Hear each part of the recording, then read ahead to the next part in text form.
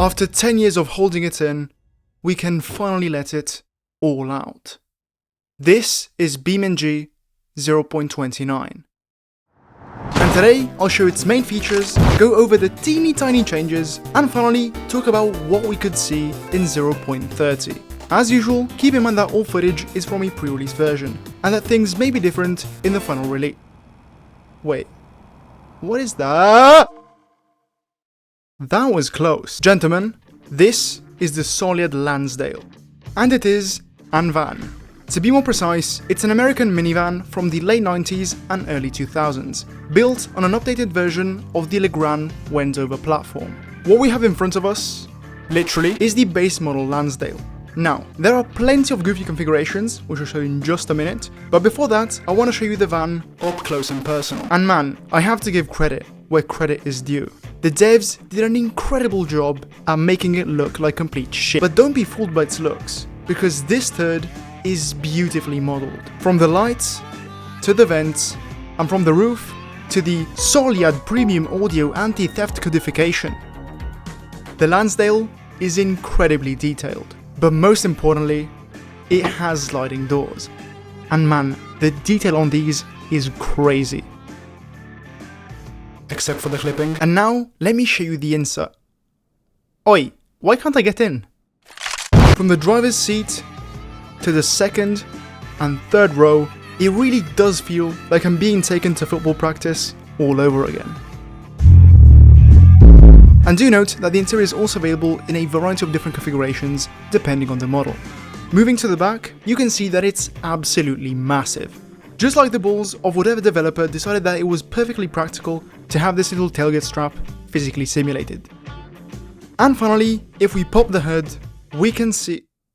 Wait, is that channel memberships? Your one-way ticket to financial distress. But hey, at least you get the keys to my private BeamNG server, exclusive channels in the Discord, the most horrible emojis you've ever seen, and most importantly, early access to my terrible videos. The Lansdale comes in a healthy variety of different configurations, ranging from the Demolition Derby shitboxes, the cargo setups, the diesel-powered European versions, all the way up to the super focused racing builds, and whatever the this shit is. And yeah, I must say, I am pretty satisfied with all the configurations. And talking about configurations, it is now time to check out the new GAM.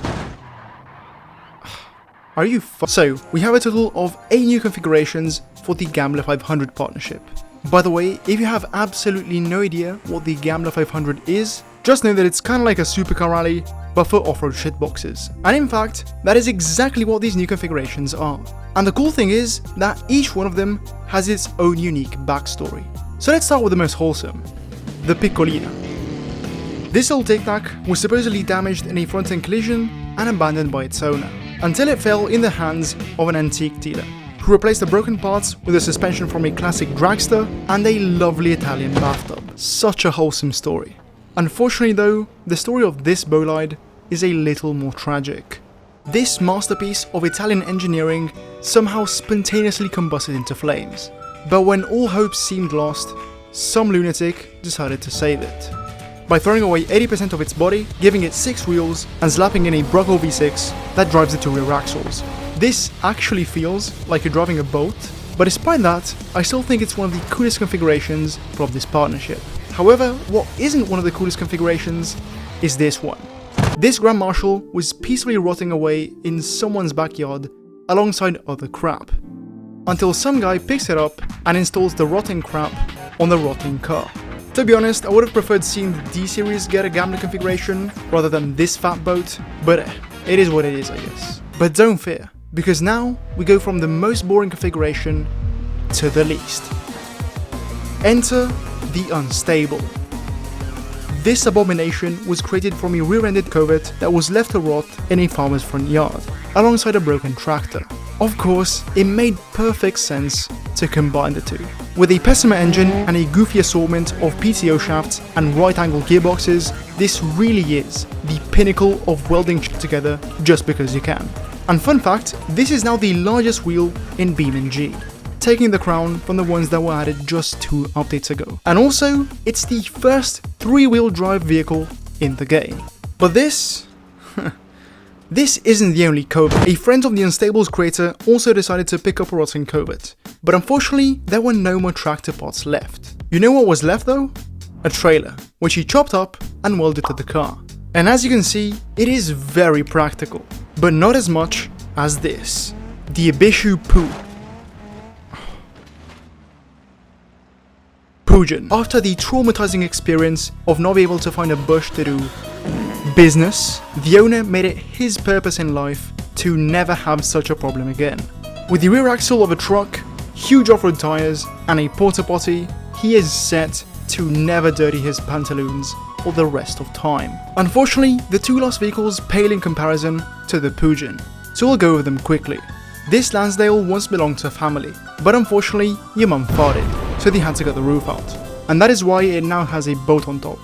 Real story. And finally, there's the Wendover, that is made to look like a 2-year-old's drawing of a crocodile on ketamine. And that is all in terms of the Gambler configurations. And you know what? I really like this partnership thingy that they did, and I hope to see more themed updates like this one in the future.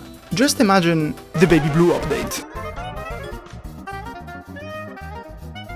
Anyways, it is now time for those small changes you would only know about if you spend 6 hours reading the patch notes, which by the way are linked in the description. First up, they made the Tic Tac angry. This is the Drag Piccolino, and with a 700 horsepower twin turbo flat 4, an extended front subframe, and rear tyres thicker than your mom, it absolutely does okay at the drag strip. It's actually not that fast as it looks. I mean, it is quick, but it is a little slower than some of the other drag cars in the game. But still, it's definitely one of the goofiest. And you know me, goofy is good. Next up, we have new tyre sounds. So, you probably didn't hear a difference, but when we isolate the tyre sounds, it then becomes kinda noticeable.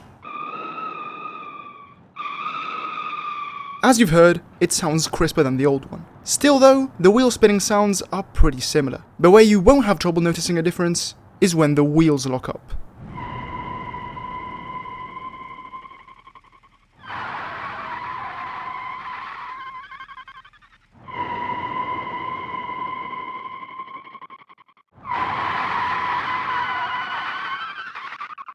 I really like these. Good job, devs. Now, let me tell you about the complete mess that is the box utility trailer. Why is it a mess? Yeah.